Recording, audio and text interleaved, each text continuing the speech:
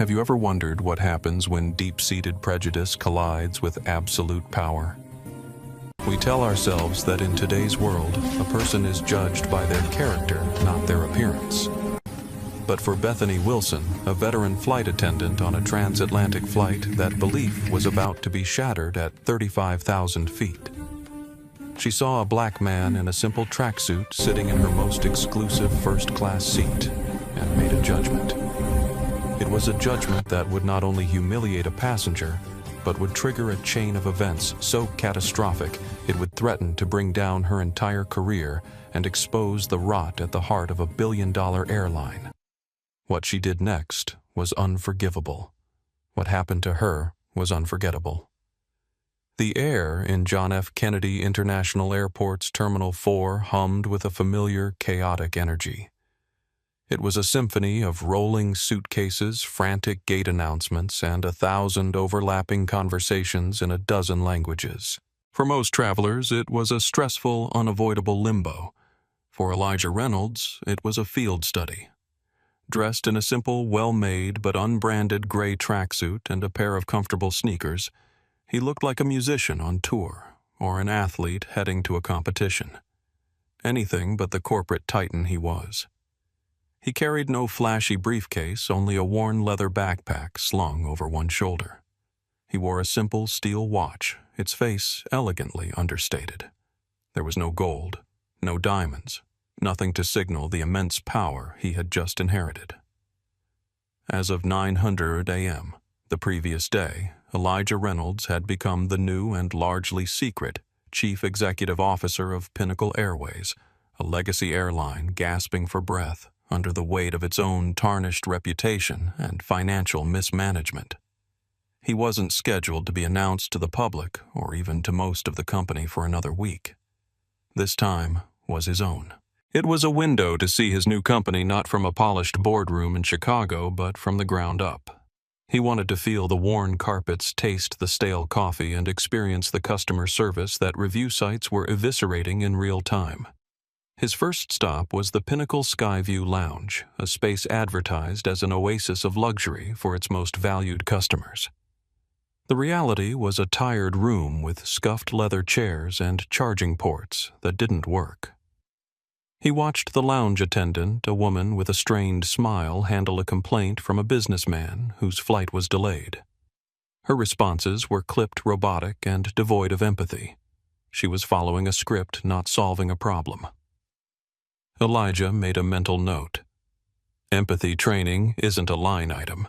It's a lifeline.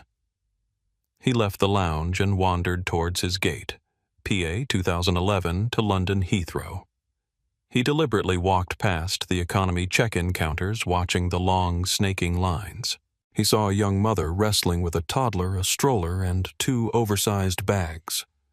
A Pinnacle ground agent barked at her to consolidate her carry-ons, offering no assistance, only rules. Elijah stepped forward. "Here," he said, his voice calm and warm. "Let me help you with that." The mother looked up surprised and relieved. Elijah expertly collapsed the stroller with one hand and helped her rearrange her bags. "They make these things impossible, don't they?" he said with a shared smile. "You have no idea," she sighed. "Thank you so much. I'm Amanda, by the way." "Elijah," he replied simply, committing her name to memory. From a distance, another Pinnacle employee watched them. Her name was Bethany Wilson, the lead flight purser for PA 2011. She saw a man in a tracksuit helping a frazzled economy passenger and made a simple, unconscious calculation. He was one of them. Kind, perhaps, but not important. She turned her attention back to her first-class manifest. Her lips pursed in a practiced expression of mild disapproval at the state of the world. Her gaze lingered on the names of regular first-class passengers she recognized. Executives, celebrities, people who belonged. The name Reynolds E. meant nothing to her. When boarding was called, Elijah joined the queue for first class. The gate agent barely glanced at his ticket, her eyes already looking past him to the next passenger. There was no warmth, no welcome, Mr. Reynolds just a transactional beep of the scanner. Another mental note. Service begins before they even step on the plane. As he walked down the jetway, Elijah noticed the fraying carpet, the scuffed walls, the burnt-out light bulbs that no one had bothered to replace. Each tiny detail spoke volumes about a company that had stopped caring about the small things. And when a company stops caring about the small things, the big things are never far behind. Before heading to his flight, Elijah had arranged to meet Thomas Blackwell Pinnacle's former customer experience director who had resigned a year earlier. They sat in a quiet corner of an airport cafe away from curious eyes and ears. "I appreciate you meeting me on such short notice," Elijah said, extending his hand. Thomas shook it firmly. "When the new CEO of Pinnacle Airways asks for a meeting, you make time." His smile was tired but genuine. "Though I must say you're not what most people would expect." "That's the idea," Elijah replied. "I need to see the real Pinnacle, not the show they'd put on for a visiting executive." Thomas nodded, understanding immediately. Smart move, because what you'd see from the executive suite and what happens at 35,000 feet are two very different realities. "That's exactly why I wanted to talk to you," Elijah leaned forward. "Your resignation letter mentioned irreconcilable differences with management regarding customer treatment. I need to know what that really means." Thomas's expression darkened. He stirred his coffee slowly, gathering his thoughts. "I tried to change things from the inside for 3 years. Every time I raised concerns about discriminatory practices or poor treatment of certain passengers, I was told it wasn't a business priority." "Who said that?" Elijah asked, his voice level. "The board, mostly. But Andrew Fletcher, your current COO, was the worst.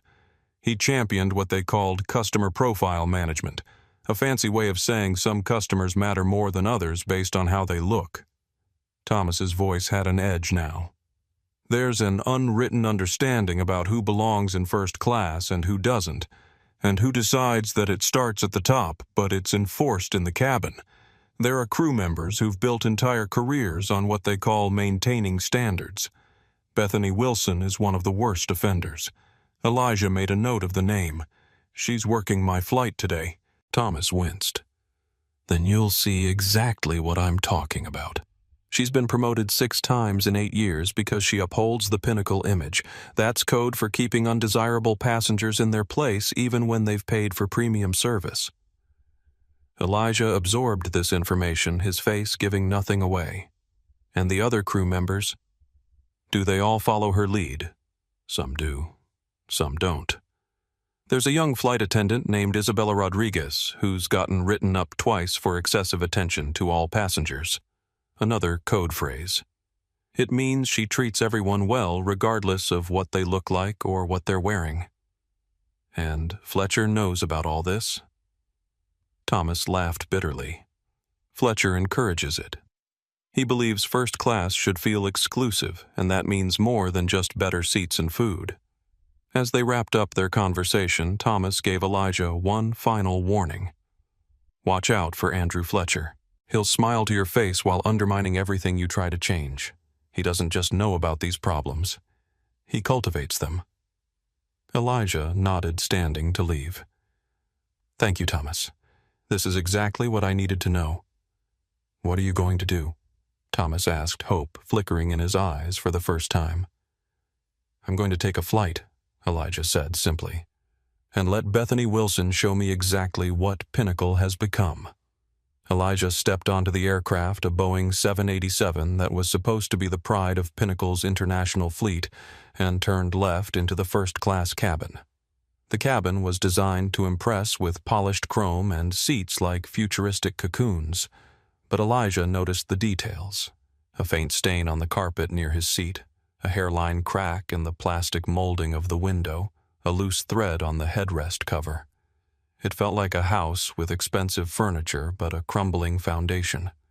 His seat was 1A, the coveted seat at the very front. He slid his backpack into the overhead bin, took out a well-read paperback and a tablet, and settled into the plush leather. He was looking forward to the 7-hour flight. It was a perfect sealed environment to observe his crew in their natural habitat. He was just adjusting his reading light when a silver-haired man in an impeccably tailored suit approached the seat next to his. The man gave Elijah a quick once-over, a flicker of surprise crossing his features before he composed himself and took his seat in 1B. "Richard Montgomery," the man said with a curt nod as he settled in. "I don't believe we've met." "Elijah Reynolds," he replied, simply offering no further explanation. Montgomery seemed to expect one waited a beat too long, then turned away to arrange his own belongings, clearly having decided that further conversation wasn't worth his time. A young flight attendant approached with a warm, genuine smile. "Good afternoon, gentlemen. Welcome aboard Pinnacle Airways. My name is Isabella, and I'll be one of your flight attendants today. May I offer you a pre-departure beverage?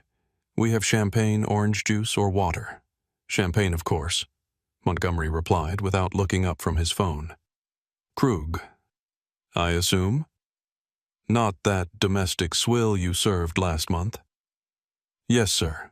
We've returned to Krug," Isabella confirmed, maintaining her smile despite his tone. She turned to Elijah. "And for you, sir, orange juice would be perfect." "Thank you, Isabella," Elijah said, noting how her name tag was slightly askew on her perfectly pressed uniform. "Of course. I'll be right back with your drinks," she said, turning toward the galley. Before she could take another step, another flight attendant appeared. This one was older, her blonde hair pulled back in a severe bun so tight it seemed to stretch her skin. Her uniform was immaculate, not a crease in sight, but her smile didn't reach her eyes. "Isabella," she said, her voice carrying a hint of reprimand.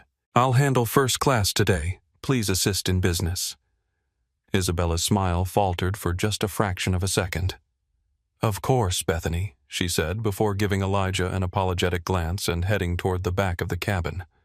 Bethany Wilson turned to the passengers, her practiced smile firmly in place. "Mr. Montgomery, lovely to see you again," she said, her voice warm with recognition. The usual champagne. "Yes, Bethany. Good to see they've put their best up front today," he replied with a conspiratorial smile. She turned to Elijah, and the temperature of her voice dropped 10 degrees. "And for you, sir, orange juice, please," Elijah repeated, watching her carefully. Bethany's eyes flickered over his tracksuit, his sneakers, and came to rest on his face. It was a look he had seen 1,000 times in his life. It was a look of assessment, of categorization, of dismissal. "Are you sure you're in the right cabin?" she asked, her voice syrupy with fake concern. "This is first class. Your boarding pass might have directed you incorrectly." "I'm quite certain I'm in the right place," Elijah replied evenly. "Seat 1A. "May I see your boarding pass?" she asked. The "may I" was a formality. The tone was a demand. Elijah reached into his pocket and handed her the boarding pass. He watched her eyes as she read it. He saw the flicker of surprise quickly masked by deeper-seated suspicion. She held the ticket as if it might be a forgery, her thumb rubbing over the paper. She flipped it over, examining both sides. "Reynolds Elijah. Seat 1A. She read aloud, as if saying it might reveal some deception. "Everything appears to be in order." She handed the pass back the paper, making a crisp snap in the quiet cabin. The forced smile was back, but it was thinner now, stretched taut over a bedrock of resentment. A man like that in that seat. It felt wrong to her, a violation of the natural order of things. "I'll be right back with your orange juice," she said, turning away before Elijah could respond. Elijah watched her go. He knew this dance well. The initial challenge had failed, so the strategy would now shift. It would become a campaign of 1,000 tiny cuts of subtle dismissals and microaggressions, designed to make him feel unwelcome, to remind him that while his ticket said he belonged, the gatekeeper didn't agree. He glanced at Montgomery, who was pretending to be absorbed in his phone, but had clearly been watching the interaction with interest. When their eyes met, Montgomery quickly looked away, a small smirk playing at the corners of his mouth. Elijah made another mental note and settled in for what promised to be a very enlightening flight. As the final passengers boarded, the cabin crew prepared for departure. Bethany moved efficiently through the first-class cabin, hanging coats and offering newspapers to select passengers. When she reached Richard Montgomery, she leaned in with a smile. "Mr. Montgomery, would you like me to hang your jacket?" He handed it to her with barely a glance. "Careful with the cuffs. It's Tom Ford." "Of course," she replied, handling the garment as if it were made of glass. When she passed Elijah, who had also removed his jacket, she looked straight through him and continued down the aisle. He waited jacket in hand, but she never returned to offer the same service. The safety demonstration began. Bethany made eye contact with each first-class passenger during the briefing, except Elijah. When she demonstrated the oxygen mask, she stood directly in front of Montgomery. When she showed the life vest, she positioned herself by the window, her back half turned to Elijah. An older woman in seat 2C noticed the deliberate slight. She frowned, her eyes moving between Bethany and Elijah. When the demonstration ended and Bethany passed by her seat, the woman reached out to touch her arm. "Excuse me," she said, her voice carrying the quiet authority of someone used to being listened to. "I believe the gentleman in 1A still has his jacket." Bethany's smile never wavered. "Thank you for letting me know. I'll take care of it after takeoff." The woman nodded, but continued watching as Bethany made no move toward Elijah, instead finding tasks on the opposite side of the cabin. As the plane taxied to the runway, Elijah opened his tablet and made a few quick notes. He wasn't angry. He was curious. This was exactly what he had come to see. The plane accelerated down the runway and lifted into the sky, banking gently over New York City before heading out over the Atlantic. Once they reached cruising altitude, Bethany began the drink service, starting with Montgomery. "Mr. Montgomery, what can I get you to drink? Scotch? The Macallan 25 if you have it." "For you always," she replied with a warm smile, placing a crisp cocktail napkin on his tray table. She continued serving passengers in business class, deliberately skipping Elijah. After serving everyone else, she finally approached him. Something to drink, she asked, not using his name, not making eye contact. "Sparkling water with lime." "Please," Elijah said pleasantly. "We're out of lime," she replied immediately, though Elijah had clearly seen her place lime in other passengers' drinks. "Just sparkling water, then," he said, maintaining his composure. She returned with a plastic cup of water, no ice, no napkin, and placed it on his tray table with barely a pause in her stride.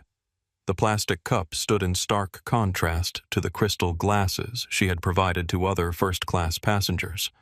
In the row behind the woman in 2C, whose name badge on her carry-on identified her as Claire Thompson, watched this interaction with growing indignation. She was a retired professor of sociology from Columbia University, and she recognized the patterns of discriminatory behavior all too well.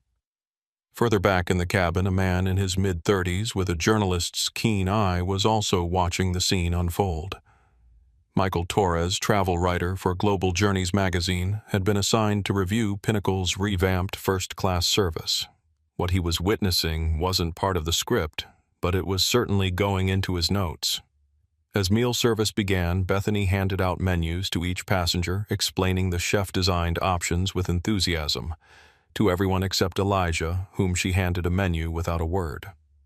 When it came time to take orders, she started with Montgomery again. "Mr. Montgomery, what would you like for your main course?" "The filet mignon is excellent today. The filet rare. And I'll start with the lobster appetizer." "Excellent choice," she beamed. She worked her way through the cabin, eventually reaching Elijah. "Your order." The question was curt, impatient.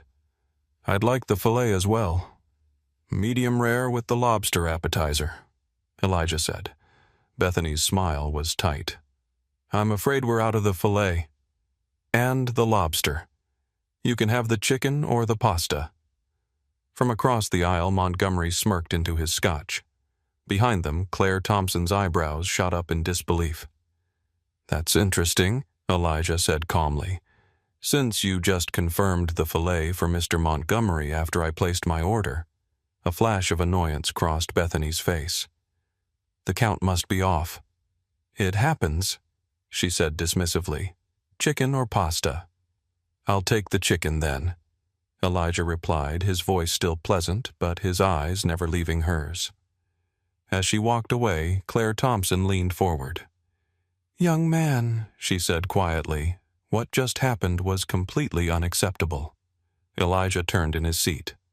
"I appreciate your concern, but it's all right." "It most certainly is not all right," Claire insisted. "I've been flying first class on this airline for 30 years, and I've never seen service like this. It's blatant discrimination." Elijah gave her a measured smile.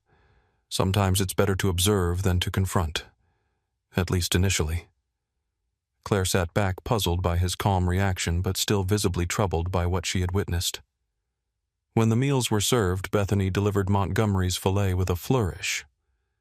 "Rare, just as you like it, Mr. Montgomery. And I've selected an excellent Cabernet to accompany it." When she brought Elijah's chicken, she practically dropped the plate on his tray table, sloshing the sauce. "Chicken," she announced flatly, offering no wine pairing, no freshly ground pepper, none of the little courtesies she had extended to other passengers. As she turned away, she accidentally bumped his elbow, causing him to spill water on his tray. "Oh, sorry," she said, not sounding sorry at all. She dropped a single napkin on the puddle and walked away, leaving Elijah to clean up the mess himself. From row 3. Michael Torres discreetly raised his phone and captured the incident. As a seasoned travel journalist, he knew he was witnessing something significant. He had reviewed dozens of airlines, and while service could vary, what he was seeing went beyond poor service into something much more troubling. During the meal, Bethany checked on Montgomery repeatedly. "How is everything? Mr. Montgomery? More wine. Another roll. Coffee to finish." She never once returned to check on Elijah. Isabella, the younger flight attendant, noticed what was happening. During a moment when Bethany was occupied in the galley, she quickly approached Elijah. "I'm so sorry about this, sir," she whispered discreetly, placing a proper napkin and a glass of water with lime on his tray. "Can I get you anything else?" "Thank you, Isabella," Elijah said, noting her name again. "I'm fine." "Isabella," Bethany's sharp voice cut through the cabin. "I need you in the galley, now." Isabella straightened up, her face flushing. Right away, she said, hurrying back. Elijah could hear Bethany's harsh whisper. "That passenger is my responsibility. Stay in your assigned area." "I was just bringing him water," Isabella protested quietly. "When I want your help, I'll ask for it," Bethany snapped. In the middle of the flight, as passengers settled into movies or sleep, Montgomery engaged Bethany in conversation near the galley, just loud enough for Elijah to hear. "Standards have really slipped, haven't they?" Montgomery said, gesturing vaguely toward the front of the cabin. "It's not my place to comment," Bethany replied, though her tone said otherwise. "But we do try to maintain a certain atmosphere in first class." "Well, I appreciate it," Montgomery said. "Some people just don't understand the difference between buying a ticket and belonging in the seat." Bethany smiled conspiratorially. "Exactly, Mr. Montgomery. Some passengers simply don't fit the Pinnacle profile." Elijah made another note on his tablet. An hour later, during mild turbulence, Bethany moved through the cabin, checking that seatbelts were fastened. When she reached Elijah, she paused. "Sir, I need to verify that you're in the correct seat again," she said loud enough for nearby passengers to hear. "I believe we've established that I am," Elijah replied calmly. "It's just that we've had incidents of passengers moving to unoccupied first-class seats during flights," she persisted. "I need to see your boarding pass again." Claire Thompson had had enough. "Oh, for heaven's sake," she exclaimed. "You've already checked his boarding pass. This is harassment, plain and simple." Bethany's face hardened. "Ma'am, I'm following procedure." "No, you're not." Claire interrupted. "I've been a Pinnacle Global member for 3 decades, and there is no such procedure. What there is a pattern of discriminatory behavior that I've been watching since we boarded." Bethany's professional mask slipped for just a second, revealing a flash of anger before she composed herself. "I apologize if it appears that way. I'm simply doing my job." "Your job is to provide equal service to all passengers," Claire retorted, "which you have categorically failed to do." Other passengers were now watching openly. Michael Torres had his phone out again, ostensibly to check messages, but actually recording the confrontation. Bethany retreated, but the damage was done. The other passengers in first class were now acutely aware of her behavior, exchanging glances and whispers. Even Montgomery looked slightly uncomfortable, shifting in his seat and avoiding eye contact with anyone. Elijah remained calm, thanking Claire with a nod, but otherwise continuing as if nothing unusual had happened. Inside, however, he was cataloging every slight, every dismissal, every moment of discrimination. This wasn't just about one flight attendant's behavior. It was about a culture that had permitted, even rewarded, such behavior. And cultures, Elijah knew, were formed from the top down. As the flight continued over the vast Atlantic, Elijah gazed out the window at the endless blue horizon. The incident with Bethany had triggered memories of similar experiences throughout his life, experiences that had shaped him not into a bitter man, but into a methodical agent of change. He remembered his first job interview at a prestigious investment firm when he was fresh out of Harvard Business School. He'd arrived early wearing a suit that had cost 3 months of savings, only to have the receptionist direct him to the service entrance because she assumed he was a delivery person. When he politely explained he was there for an interview, her face had registered such shock that it would have been comical if it hadn't been so revealing. Then there was the time at a car dealership in Chicago when he'd gone to buy his first luxury car after making partner. The salesman had ignored him for 20 minutes, focusing on other customers who looked more serious. By the time the man finally approached him, Elijah had already decided to purchase from a different dealership, one where his money would be valued regardless of the hand that held it. Each of these moments had been a brick in the foundation of his philosophy. Don't fight the small battles with emotion. Win the war with strategy. When most people faced discrimination, their natural reaction was immediate confrontation or withdrawal. Elijah had learned a third path: observation, documentation, and structural change.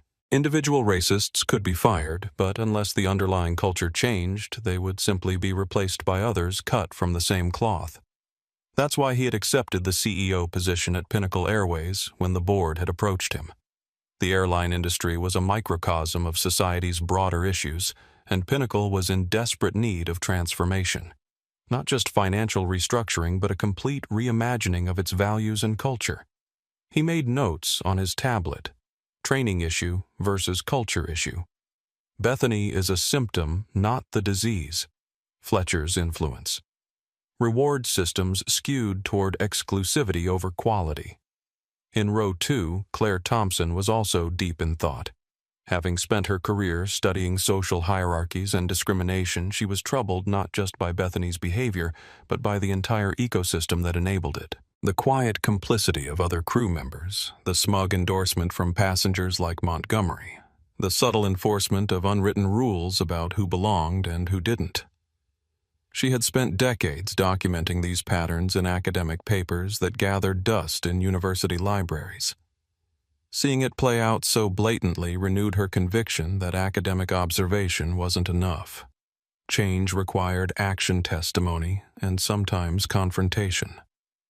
Claire glanced at the man in 1A, composed, dignified, and somehow unperturbed by treatment that would have left most people seething. There was something about him that suggested depths beyond his understated appearance. She made a mental note to speak with him more directly when the opportunity arose. Meanwhile, in the galley, Isabella Rodriguez was struggling with her own conflict. She had joined Pinnacle Airways 3 years ago with genuine enthusiasm for customer service. She loved making people feel welcome, turning the mundane experience of air travel into something special. But over time, she had realized that Pinnacle had very specific ideas about which customers deserved that special treatment. Her own parents had immigrated from Mexico, working multiple jobs to give her opportunities they never had. Her father, a skilled carpenter, was often mistaken for a manual laborer despite his craftsmanship and artistry. Her mother, with her accented English, was frequently talked down to by people who assumed her language skills reflected her intelligence. Isabella had promised herself she would never treat people the way her parents had been treated. But at Pinnacle, that commitment had put her at odds with the unofficial culture. Her performance reviews consistently noted that she was too attentive to all passengers, a criticism disguised as feedback. The first time she'd been written up was for spending excessive time helping an elderly Asian couple navigate the entertainment system in first class. The second time was for upgrading a well-dressed black woman from business to an empty first-class seat, a courtesy regularly extended to white passengers when space was available.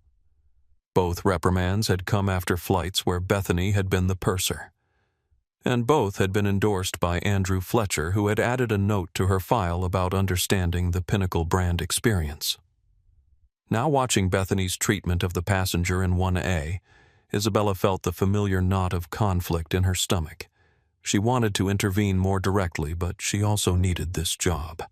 Her mother's medical bills weren't going to pay themselves. As she restocked the wine cooler, she resolved to do what she could without putting her position at risk. Small acts of kindness might not change the system, but they mattered to the people who received them. In her own quiet corner of the galley, Bethany Wilson was seething. 23 years she had given to this airline. 23 years of perfect attendance, flawless appearance, and unwavering enforcement of the unwritten standards that made Pinnacle special. She had worked her way up from a regional flight attendant to international first-class purser through diligence and an acute understanding of what management truly valued. Andrew Fletcher had personally commended her twice at company events for maintaining the Pinnacle experience. He understood that first class wasn't just about the width of the seats or the quality of the champagne. It was about creating an environment where certain passengers felt they were among peers, their peers. And now this man, this person in sweatpants, was disrupting that carefully cultivated atmosphere with his very presence. Worse, he seemed completely unbothered by her efforts to make him understand he didn't belong, and that interfering woman in 2C was encouraging him. Bethany straightened her perfectly pressed uniform and checked her appearance in the small galley mirror. Her makeup was flawless, her hair immaculate. She embodied Pinnacle's standards in every way. She would not allow those standards to slip on her watch. She decided to place a discreet call to Andrew Fletcher. As COO, he always appreciated being informed of unusual situations that might affect the airline's premium customers. Using the aircraft phone, she dialed his direct line, which he had provided to a select few senior cabin crew members. "Andrew Fletcher," he answered crisply. "Mr. Fletcher, it's Bethany Wilson from PA 2011 to London." "Ah, Bethany, one of our finest. What can I do for you?" His tone was warm, collegial. "We have a situation in first class. A passenger who seems out of place. He's causing some discomfort to our regular customers." Fletcher's voice lowered. "What kind of passenger?" Bethany chose her words carefully. "Not our usual demographic. Dressed very casually. I've tried to maintain standards, but he's becoming disruptive." I see Fletcher said, understanding perfectly what she was communicating. "What's the name Reynolds? Elijah Reynolds." There was a pause on the line. "The name doesn't sound familiar. Must be a booking anomaly. Do what you need to do to keep our premium customers comfortable, Bethany. Document any issues for review." "I always do, sir," she replied, feeling validated. "That's why you're one of our best. I'll make a note of this. Keep up the good work." Bethany hung up a small smile of satisfaction on her lips. She had management's blessing to continue maintaining standards. The passenger in 1A would not enjoy the remainder of his flight, and perhaps he would think twice before booking first class on Pinnacle again. What she didn't know, what Andrew Fletcher didn't know, was that Elijah Reynolds had just silently documented every word of her side of the conversation, adding it to the growing body of evidence that would soon change Pinnacle Airways forever. As the flight entered its final hours, the pattern of discriminatory treatment continued. Bethany forgot to offer Elijah a hot towel before landing. She collected Montgomery's dinner tray immediately, but left Elijah's until last. When distributing arrival forms for UK immigration, she handed them personally to each first-class passenger except Elijah, whose form she left on the edge of his tray without a word. Each slight was small in isolation. Together they painted a clear picture of deliberate exclusion. During a quiet moment when most passengers were watching movies or napping, Bethany passed through the cabin offering hot beverages. She stopped by Montgomery's seat. "Coffee or tea, mister?" "Montgomery coffee black with your biscotti if you have them," he replied without looking up from his laptop. "Of course," she smiled, pouring his coffee with flourish. "Only for our special passengers." She continued down the aisle, offering drinks to every first-class passenger. When she reached Elijah, she paused, then deliberately walked past him without a word. Claire Thompson, who had been watching this performance with increasing irritation, called out, "Excuse me, you've missed the gentleman in 1A." Bethany turned her professional smile firmly in place. "I'm sorry, I thought he was sleeping." "His eyes are clearly open and he's reading," Claire retorted. "As they have been for the past 5 minutes while you've been serving everyone else." Elijah glanced up from his book. "I would like some tea, please." "I'll have to check if we have any left," Bethany replied coolly. "You were just offering it to everyone," Claire pointed out. Bethany's smile tightened. "We might be running low." "Then perhaps he should have been offered first, not last," Claire said, her academic precision making the point irrefutable. Other passengers were now openly watching the exchange. Michael Torres had once again discreetly positioned his phone to capture the interaction. Bethany, realizing she had an audience, grudgingly poured a cup of tea and placed it on Elijah's tray, without milk sugar or the biscotti that Montgomery and others had received. "Thank you," Elijah said politely. Bethany didn't acknowledge him, turning instead to Claire. "Is there something I can help you with, ma'am?" "Yes," Claire said firmly. "You can explain why this gentleman has received substandard service throughout this entire flight." Bethany's expression hardened slightly. "I assure you all our passengers receive appropriate service." "Appropriate seems to have multiple meanings on this flight," Claire observed. "I've been watching you systematically ignore, dismiss, and underserve this passenger since takeoff. The only difference I can detect between him and the passengers you've lavished attention on is the color of his skin and his choice of attire." A few gasps came from nearby passengers. Montgomery shifted uncomfortably in his seat, suddenly very interested in his laptop screen. Bethany's professional veneer cracked slightly. "Ma'am, I don't appreciate what you're implying. We have standards on Pinnacle Airways standards of service or standards of appearance," Claire interrupted. "Because from where I'm sitting, you seem to be confusing the two." Bethany was now visibly flustered, aware that she had lost control of the situation. "I think perhaps you'd be more comfortable in economy," she said to Elijah loud enough for everyone to hear.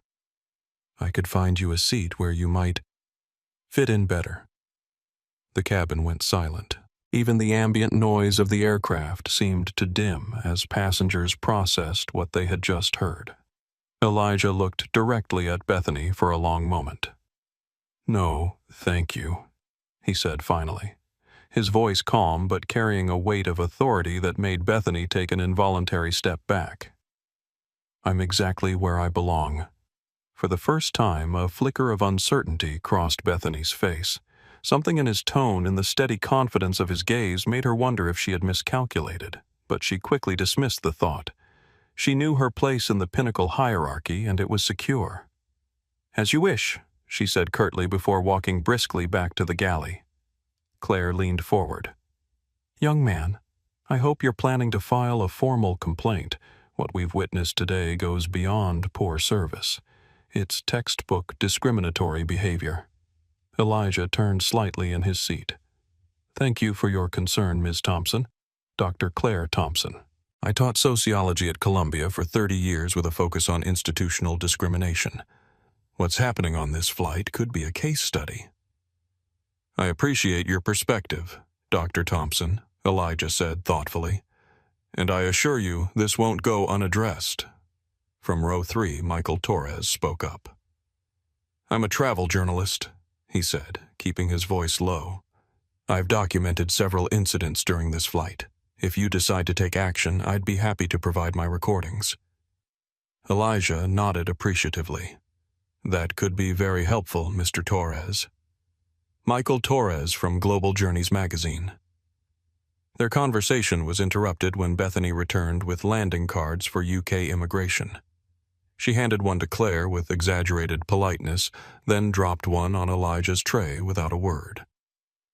"You forgot a pen?" Claire pointed out sharply.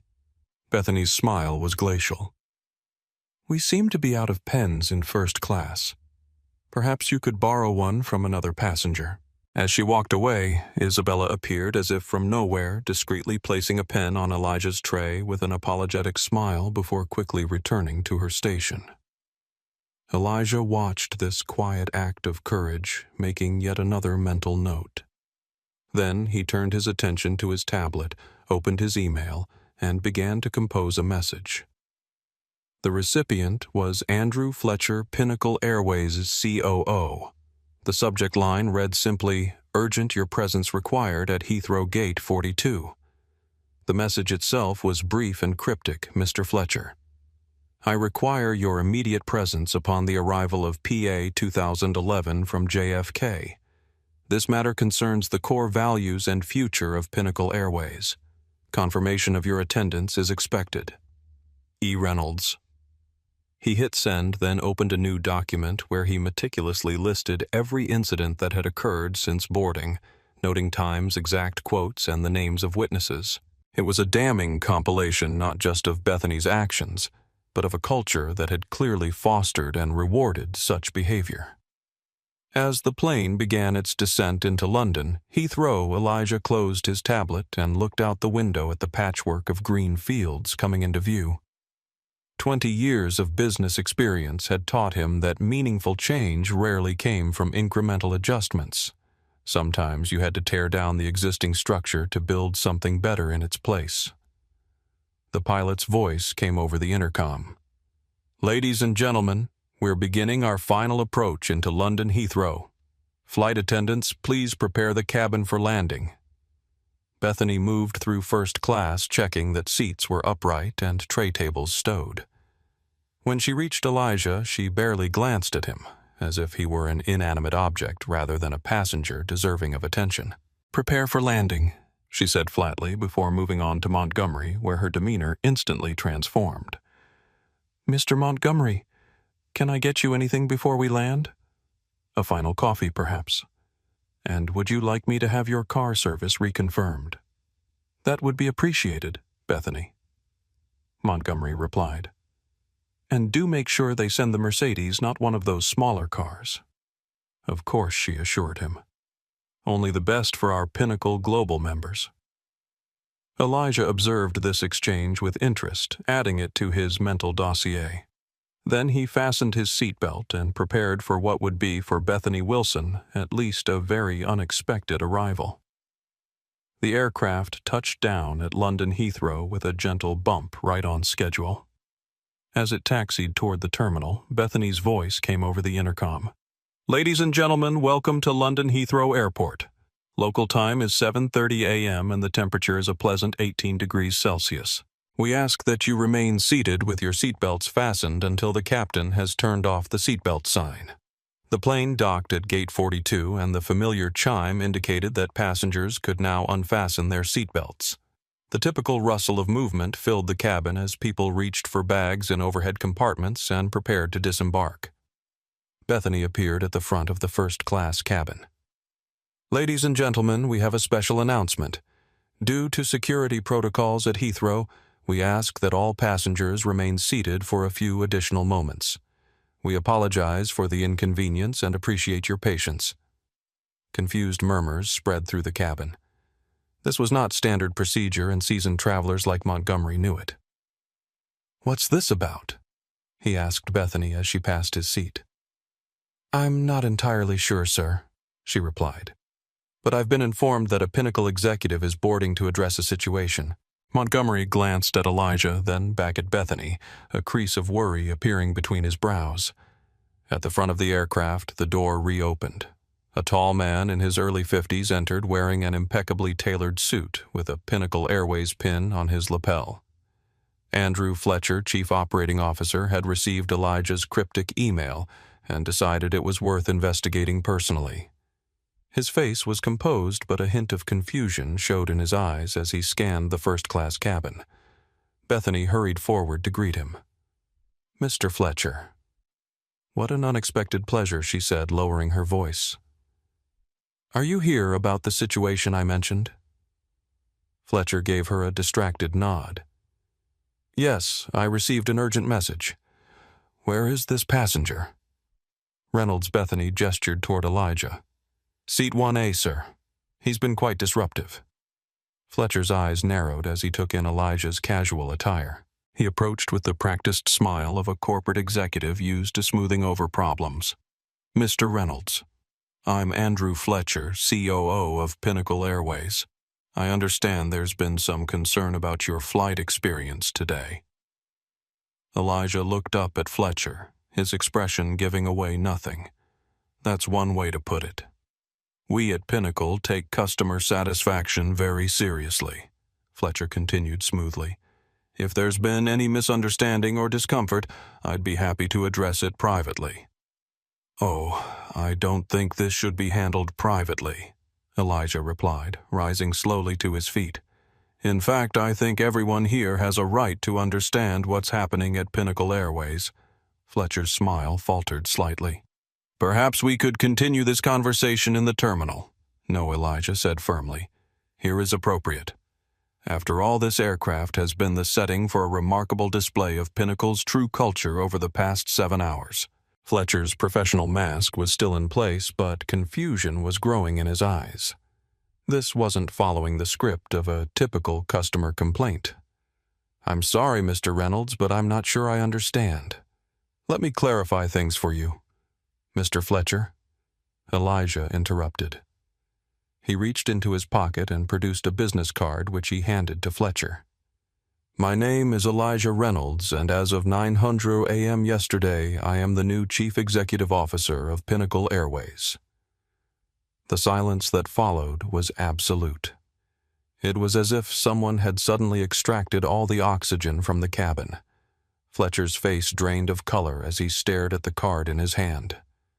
I don't understand. The board said the announcement wouldn't be until next week." "The public announcement, yes," Elijah agreed, "but my authority began yesterday. A fact I chose to keep quiet so that I could experience Pinnacle as our customers do, not as they pretend to when executives are watching." Bethany, who had been hovering nearby, took an involuntary step backward. Her face had gone from confident to ashen in seconds.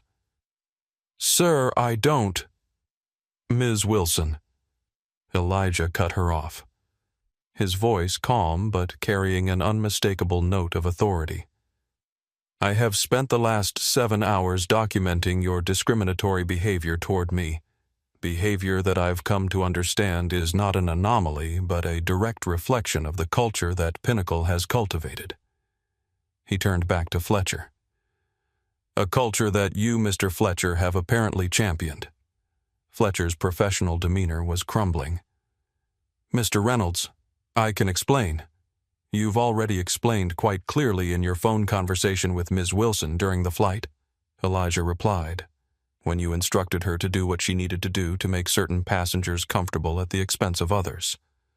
From his seat, Richard Montgomery watched this unfolding drama with mounting horror.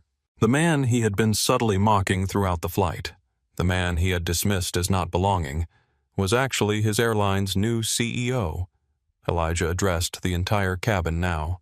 "Ladies and gentlemen, I apologize for delaying your disembarkation, but I believe what's happening here matters. For too long, Pinnacle Airways has operated with an unwritten policy that some customers deserve respect based not on their ticket but on their appearance, their race, their perceived status." He turned back to Fletcher and Bethany. "That ends today." Elijah retrieved his tablet and handed it to Fletcher. "Here you'll find detailed documentation of 23 separate incidents of discriminatory treatment that occurred during this flight. From being questioned about my seat assignment to being offered relocation to economy where I would fit in better." Fletcher scrolled through the document, his face growing paler with each swipe. "You'll also find statements from witnesses." Elijah continued, nodding toward Claire and Michael. "Dr. Thompson has agreed to provide her observations, and Mr. Torres has video documentation of several incidents." Bethany's composure finally broke. "Sir, I was just maintaining Pinnacle standards. Mr. Fletcher himself has commended me for it. And that," Elijah said quietly, "is precisely the problem. When discrimination becomes a standard to be maintained, the entire organization is diseased." He turned to Bethany, his gaze direct but not unkind. "Ms. Wilson, your employment with Pinnacle Airways is terminated effective immediately. Not suspended, not reviewed. Terminated for gross misconduct, passenger harassment, and discriminatory behavior." Bethany's mouth opened in shock. "You can't... 23 years, I've..." "23 years," Elijah echoed. "That's a long time to practice discrimination and call it service. You've had ample opportunity to grow and change. Instead, you've chosen to remain part of the problem." Isabella Rodriguez, who had been watching from the galley, stepped forward hesitantly. Mr. Reynolds Elijah turned to her with a genuine smile. "Ms. Rodriguez, your actions during this flight have been noted as well. Your attempts to provide equal service, your small acts of kindness in the face of pressure to do otherwise. That takes courage." Isabella's eyes widened. "Thank you, sir. I was just doing my job." "No," Elijah corrected gently. "You were doing what's right, even when the culture around you encouraged otherwise. That's much more significant." He addressed Fletcher again. "Mr. Fletcher, I want Ms. Rodriguez in my office tomorrow morning. We're going to design a new company-wide service training program led by people who understand that respect isn't determined by the clothes someone wears or the color of their skin." Fletcher nodded numbly, still processing the career-ending implications of what was happening. Elijah turned to the stunned first-class cabin. "Ladies and gentlemen, I apologize again for the delay. You're free to disembark now. Thank you for flying Pinnacle Airways. I promise you that the next time you fly with us, the experience will be very different." As passengers began to gather their belongings, many of them murmuring in astonishment, Elijah stopped beside Richard Montgomery's seat. "Mr. Montgomery," he said, his voice low enough that only Montgomery could hear, "as one of our most frequent flyers, your financial loyalty to Pinnacle Airways is appreciated. However, loyalty isn't just about the money you spend. It's about character." Montgomery couldn't meet his eyes. "I didn't mean to. You sat here for 7 hours." Elijah continued, watching a fellow passenger be mistreated. "You didn't just stay silent. You were complicit. You smirked. You participated in the ridicule. You sided with the aggressor because it affirmed your own sense of status." Montgomery's face flushed with shame. "Let me be clear," Elijah said. "The new Pinnacle Airways values decency as much as it values dollars. Your status with our airline will be placed under formal review. We have to decide if our corporate values align with yours." With that, he turned away, leaving Montgomery to contemplate the cost of his complicity. As the cabin emptied, Elijah made one final instruction to Fletcher. Have security escort Ms. Wilson from the property. Then find the passenger manifest for Amanda Pearson, the young mother with the toddler who was at the check-in desk at JFK this morning, the one being harassed by our ground agent. Refund her entire trip cost and issue a lifetime first-class travel pass for her and her child on any Pinnacle flight." Fletcher nodded, his fingers flying across his tablet. "Yes, sir." Elijah looked around the now empty first-class cabin, at the weeping former purser, at the shell-shocked COO, at the hopeful face of Isabella. "This," he said to all of them, "is how we begin to fix Pinnacle." News of what happened on Pinnacle Airways Flight PA 2011 spread quickly. Michael Torres's article, "Undercover Boss at 35,000 Feet, How a New CEO Exposed Discrimination in First Class," went viral within hours of publication. Social media exploded with discussions about discrimination in the travel industry, with the hashtag #PinnacleReckoning trending worldwide. For Elijah Reynolds, however, this was just the beginning. The day after the flight, he called an emergency board meeting. The directors, already alarmed by the media firestorm, listened in stunned silence as he outlined what he had experienced and what it revealed about Pinnacle's culture. "Gentlemen, ladies," he concluded, "we have a choice. We can issue the standard corporate apology, fire a few people, and pretend this was an isolated incident. Or we can acknowledge that we have a foundational problem and commit to genuine transformation." The board, recognizing both the ethical and financial imperatives, unanimously backed his plan for comprehensive reform. Elijah's first official act as publicly announced CEO was to establish the Respect and Dignity Initiative, a complete overhaul of Pinnacle's training, evaluation, and promotion systems. Led by Isabella Rodriguez, who was promoted to Senior Director of Customer Experience, the program emphasized that true luxury service meant treating all passengers with equal respect, regardless of appearance, race, or attire. Andrew Fletcher resigned 3 weeks later, recognizing that his position had become untenable. His replacement was Thomas Blackwell, the former Customer Experience Director, who had tried to address these issues years earlier. Behind the scenes, Elijah ensured that Amanda Pearson received not just a refund and travel pass, but a personal letter of apology. "Your experience," he wrote, "helped me understand what needed to change at Pinnacle. For that, I thank you."